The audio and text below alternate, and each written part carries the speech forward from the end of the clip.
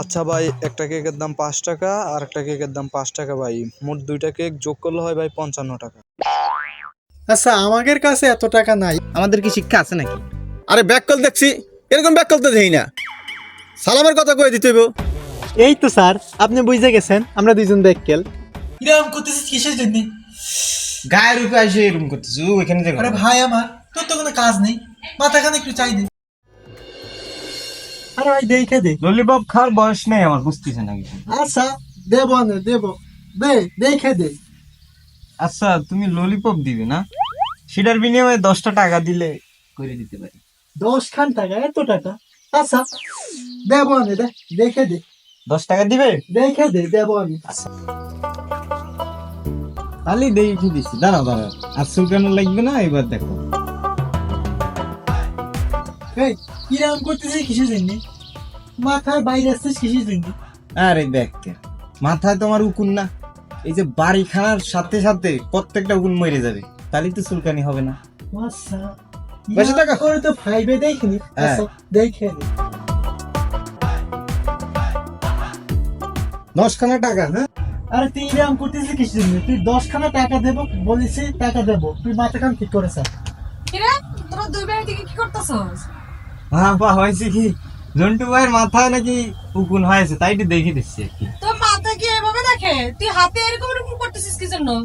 না আপনি তো বুঝেন না হয়তো, আমি বুঝাই বলতেছি বিষয়টা। এই যে জন্টু ভাইয়ের মাথায় যে উকুন আছে, এখানে উকুন কিন্তু চুলকাচ্ছে, এখন আমার বাড়ির সাথে সাথে কিন্তু একটা করে উকুন মরে যায়।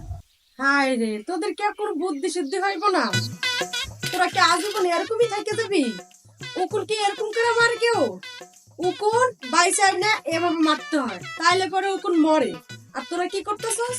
আচ্ছা যাকে বাদ দে, শোন যেটা বলতে আসছি, যে আমার গ্রামের মন্ডল সব চিনস না? চিনস তো নাকি? কি রে মন্ডল সাহেবের কথা শুনে এরকম করতেছিস কেন?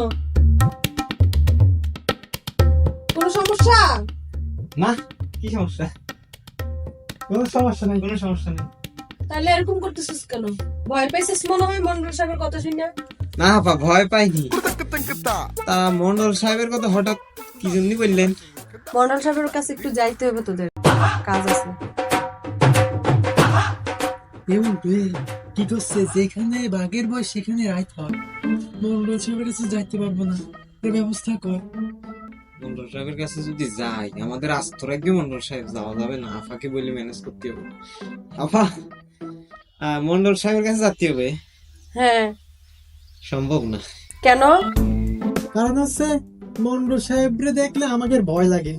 তাছাড়া ওনার সাথে একটা সামসা থাকে, তার চোখগুলোও সেই বড় বড়, আমাদের ভয় লাগে, আমরা যাইতে পারবো না। মন্ডল সাহেবের চোখ তো আরো বড়, দেখলেই ভয় লাগে, কিরম যেন যাত্রী মন চায় না। এই কি বলছিস এগুলো তোরা? মন্ডল সাহেবের ভয় পাওয়ার কি আছে? তোরা কি কোনো অপরাধ করছিস নাকি যে মন্ডল সাহেবের ভয় পাবি? হ্যাঁ, মন্ডল সাহেবের কাছে যাইতে বলছি, কাল সকালে যাইতে হইব। কি বলতেছেন আপা? আপনি এরকম করবেন না। আমরা তো বললাম মন্ডল সাহেবের কথা শুনলে আমাদের ভয় করে, আমরা যাতে পারবো না। এ শোন, এত কথা শোনার আমার টাইম নাই।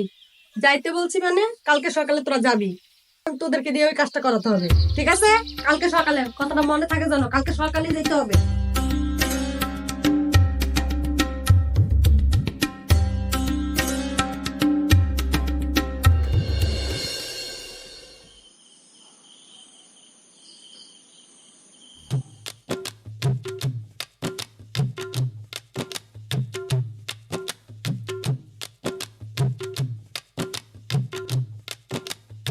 আচ্ছা তাইলে এখন কি করা যায় মন্টু? এ তুমি না আমার বড় ভাই, তুমি ছোট ভাইয়ের থেকে জ্ঞান বুদ্ধি বাইর করবার চাও। তোমার বড় মাথায় একটু লোড নেও না, আমার ছোট মাথায় কি এত লোড নেওয়া যায় নাকি? তুমি একটু ভাইবে দেখো না। তা ঠিক আছে, লোড তো নিবার পারবি না, কারণ 3 পর্যন্ত পড়েছিস না। এ জন্টু ভাই, এ কথায় কথায় ক্লাস 3 পর্যন্ত পড়েছি, এটা কিন্তু আর বলবা না কোনোদিন। আজকে একটা করুণ পরিস্থিতিতে পড়েছি, একটু ভাইবে দেখো কি করা যায়। তা না তুমি ফাজলামি করতেছ।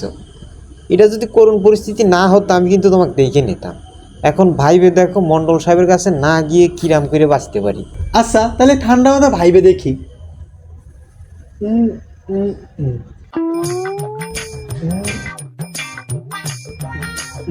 এই কি করতেছো এটা?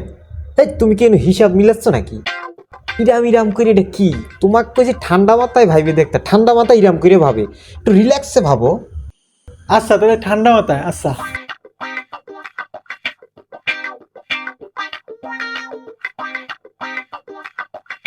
আচ্ছা মন্টু, ঠান্ডা মাথায় ভাইবে একখান বুদ্ধি পেয়েছি। আপাক যদি বলি যে মন্টু সাহেবের কালকে বিয়ে, তাহলে কি হবে? মন্টু সাহেব বিয়ে নিয়ে ব্যস্ত থাকবে, আর আপা তো কার আমাক পাঠাবে না মন্টু সাহেবের কাছে। তাহলে কি হবে? আমরা বাইচে যাব, আর মন্টু সাহেবের কাছে যাওয়া লাগবে না। হ্যাঁ কি করছো এটা?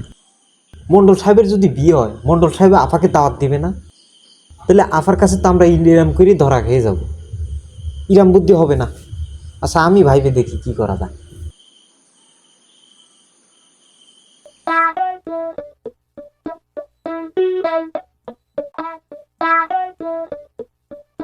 আচ্ছা বুদ্ধি এখন পাইছি বটে। এই যে মন্ডল সাহেব মনে করো তার প্রেমিকা নিয়ে ঘুরতে গেছে, কালকে বাড়িতে থাকবে না, এটা বলবে। এই কি করছিস? এই বয়সে মন্টু সাহেবের প্রেমিকা থাকবে, এটা আপা বিশ্বাস করবে? তাহলে আর কি, এখন কি করা যায়? বুদ্ধি আসতেছে না, ছোট মাথায় এত বড় কাজ করা যায়?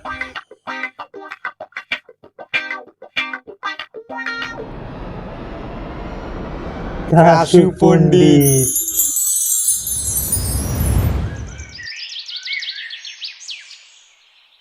রূপের ঝলকে চোখের পলকে কেড়েছ মনটায় আমার, সুন্দরী গো আমি যে হয়েছি তোমার, সুন্দরী গো দেওয়ানা আমি যে তোমার, সুন্দরী গো মাস্তানা আমি। রে বন্ধু নি রে বন্ধু, কত বছর পর দেখা তো, কি অবস্থা তো? তুই তো বন্ধু, গায়ে শেষ হয়ে যেতেছ। তুই কবে এলি যাসি?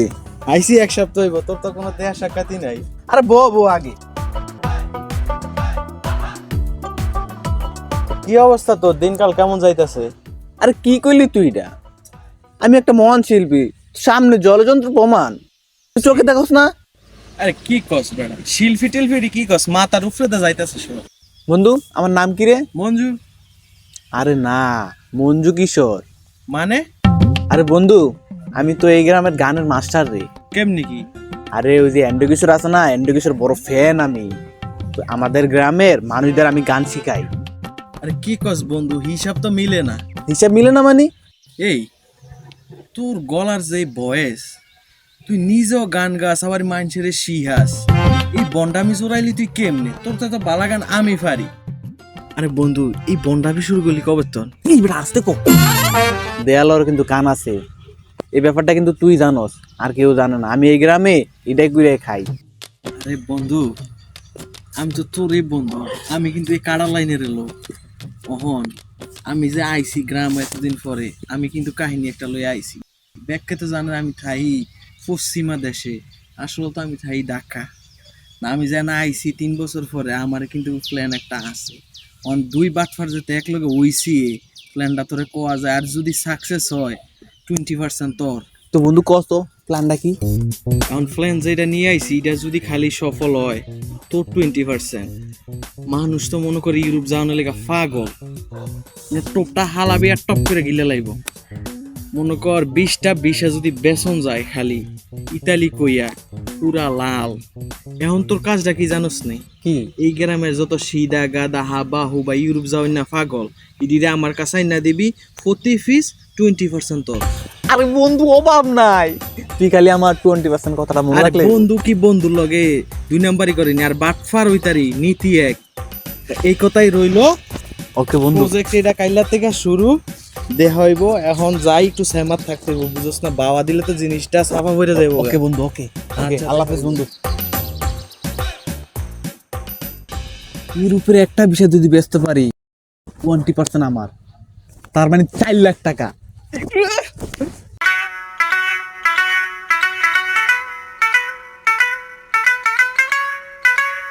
খুশি আপা, আল্লাহ, ও খুশি আপা, কি রে কি হয়েছে?